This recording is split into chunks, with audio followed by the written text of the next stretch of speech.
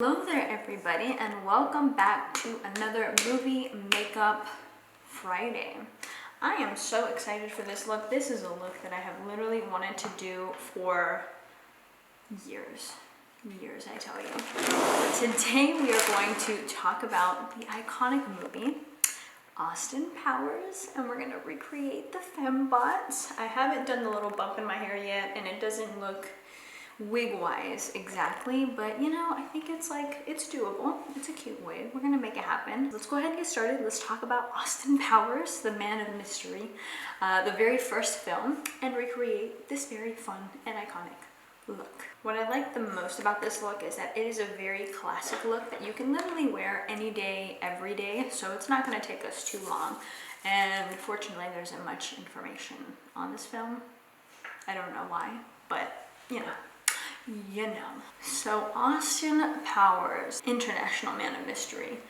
This was a movie that was actually created by none other than Mike Myers. I'm hoping that I don't say Michael Myers today because I literally went to go see the Halloween movie yesterday, Halloween Kills, and so my brain is kind of on that, but Mike Myers. I'm sure his name was Michael, but Mike Myers. So the character for Mike Myers is Austin Powers. First came, from a fake 60s band that he had created as a joke. And it kind of came after his Saturday Night Live stint. The movie itself was also inspired by the 60s and the 70s and films in that time frame. His dad was pretty big in music and in films. And so early on, he was introduced to groups like the Beatles. He was also introduced to James Bond, Peter Sellers. Though he is Canadian, Mike Myers, he did get a lot of inspo from England and the English specifically. His parents were from Liverpool. That was really a big time inspo that he had for the film, to the point where the teeth that he wore for what is it called? For the movie, he actually specifically requesting for the most English looking teeth based off of the stereotype of English teeth, which I thought was like, what the? Okay, Mr. Mike. So yeah, he did have heavy influence when it came to England for the film itself. His dental technician was a guy by the name of Gary Archer, and he did take on the job. It was said that while he was also making the script and figuring out, you know, a little bit more and more about this character that he was creating, one of the very first lines that he thought a man by the name of Austin Powers would say is, "Do I make you horny, baby?" Which, if you remember in the film, he says that quite a bit. That's his thing, as well as him and his mojo and all that stuff. So that was a very early idea that he had for the character. When it comes to Dr. Evil, this was a part that I thought was kind of sad, I can't lie. Do you guys remember Wayne's World? I hope you guys do, because it's an iconic movie. Movies. Well, he was, you know, with Dana Carvey, and Dana Carvey and Mike Myers were both on SNL, and Dana kind of in the back, you know, background, not necessarily like in a script, so to speak. He would kind of make impressions of Lorne Michaels, who is like the main hotshot guy on SNL. He's like the creator, producer, he's like the big guy. And he would make these impressions of him backstage, kind of having like a little voice, kind of like, oh, hello, you know? And it's said that Mr. Mike did take that impression from Dana for Dr. Evil. I don't think that he has ever publicly kind of said that that's what he did, or that the impression of Dr. Evil was specifically you know, an impression of Lorne Michaels. He never really kind of came out to say that, but Dana Carvey was very well aware, and I don't know, it made me a little bit sad because I did watch an interview with Dana Carvey on the Howard Stern show that was maybe a few years back, and you know, he's like, yeah, you know, it felt kind of weird to go into the film and go and watch it and see, you know, your friend create this film, and one of the main characters was an impression that he had made. So I don't know, but he did say that, you know, it was a brilliant film. Like, he did do it really well. He was proud of Mike, but when it came to the impressions part, he was a little bit bummed just to see that, you know, he didn't get credit per se for that role. So when I read that, I was kind of sad. But it is also one of those things that it's like, if you don't use it, you lose it. You know what I'm saying? Like, I don't know. There's a lot of ideas that I've heard friends say, family say, and it's like, if you don't use those ideas, someone else might. One of the other things that I did see when it came to the inspo from the film is his, you know, just overall, like, enjoyment of James Bond. When he was making this film, he really was, like I said, inspired by James Bond and kind of wanted to recreate a spoof version of James Bond. I don't know, I thought that was a super funny little thing. And it was said actually later on, kind of in the early 2000s, that Daniel Craig did his very best to give the best James Bond sort of vibe and aesthetic, and he did not want to come off as corny. He did not want to come off as any of those things, because watching this film, though he did enjoy it, he did not want to go in with any stereotypes. He wanted to be the most badass he could be. So when it comes to the filming and the making, like I said, Mr. Mike Myers was the main guy who kind of made the script, made the whole sort of deal. When it comes to the film itself, he had said in an interview that 30 to 40% of this film was actually improvised, which I thought was kind of a funny thing to just think about. That just sounds like a fun film that everybody is a part of, having a good old time, and guess what? You know what I mean? Just go with the freaking flow. Being on set with your friends and cracking jokes and doing that whole shebang, I don't know, it just sounds like a good time. When it came to the casting of the film, originally Mr. Mike was not supposed to play Dr. Evil. Originally he wanted Mr. What's his name? Oh my goodness. Jim Carrey. He wanted Jim Carrey to play the role. You know, a lot of these guys were all SNL guys, and so, you know, they all started to just stick together, do their best, and just wanted to, you know, support one another doing their thing. And so he wanted Jim Carrey, and I think Jim Carrey overall was down to play the role of Dr. Evil, but he ended up being a little bit too busy. He was in the middle of production for Liar Liar, and so he had to basically deny the role, and Mike ended up playing it. And honestly, like, you know, things work out for a reason. Mike freaking nailed it.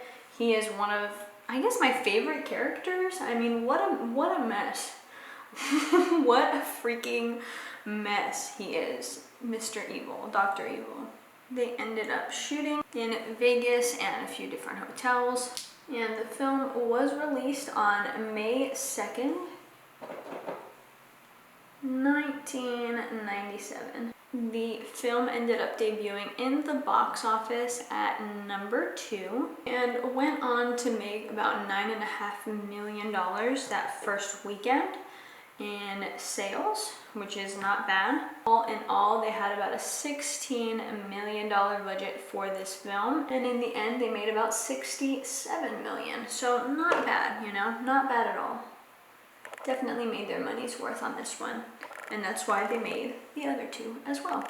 So when it comes to the look that we are also creating today specifically, like I said, today we are doing the Fembots.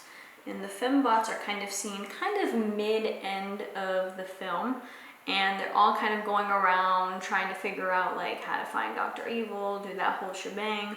And Austin walks into a room, and the room that he walks into has a bunch of girls scantily clad. I've always wanted to use that word because it's such a like weird term to say.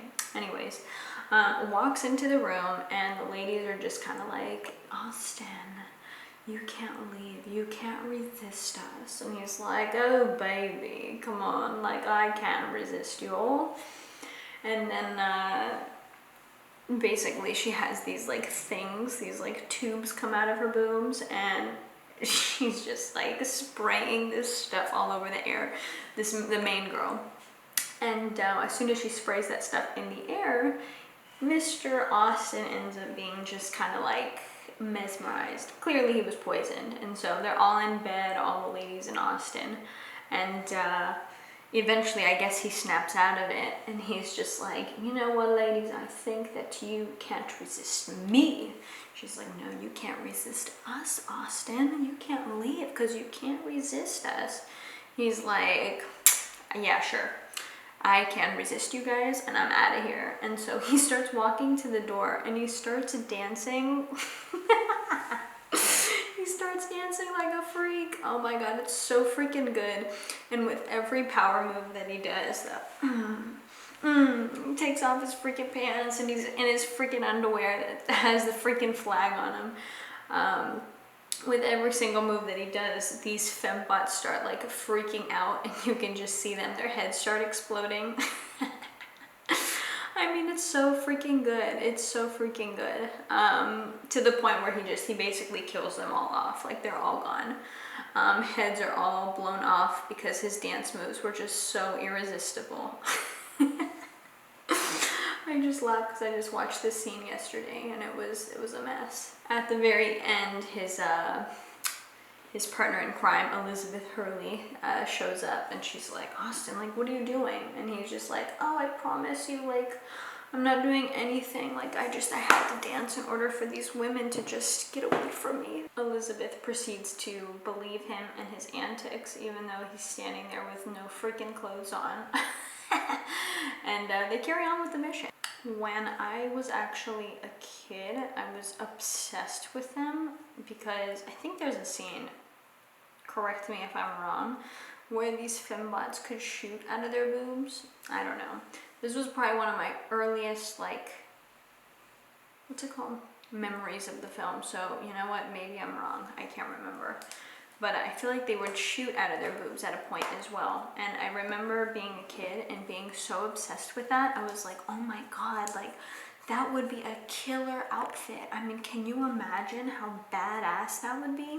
Obviously, I wasn't saying that as a kid, but in my mind, I thought that was like the coolest freaking thing to do. So yeah, I don't know, earliest memory of Austin Powers was them, and I loved their outfits. They were pink, they were fluffy. I mean, it was like, I was obsessed as a kid. So recreating this look is very fun. Now I'm just going to do a light liner and then add some lip gloss real quick.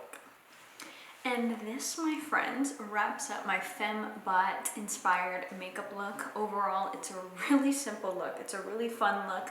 The only thing that you could do maybe a little bit differently, pardon my hair getting stuck on my lips. The only thing that I will always suggest doing a little bit differently, especially if you're going out with this as your outfit, is having your falsies on. I think if you add a row of false eyelashes, it will definitely make it pop a little bit more. But again, it's up to preference. You don't have to. And then the other thing too is whatever fuzzy top you end up getting a little piece of fuzz and adding that right here, icing on the cake. Today's outfit I actually got from Goodwill, so I can't help you when it comes to getting this exact top because I found it and I was like, perfect. But I will link a few down below that I do see online that you could wear if you wanted to. And then I'll also link this wig. This wig does not have the bangs like they do, but honestly, I'm not upset. I like the way that it lays. It looks really pretty. I don't know, I dig it. But I hope you guys had fun. A little bit of tidbits about the Austin Powers International Man of Mystery today. Nothing too crazy, but something nonetheless. Thank you guys again for watching, and I will see you guys in the next video.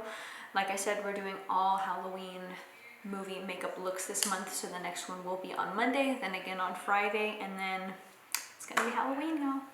Thank you guys again for watching. We'll see you guys in the next video. See ya!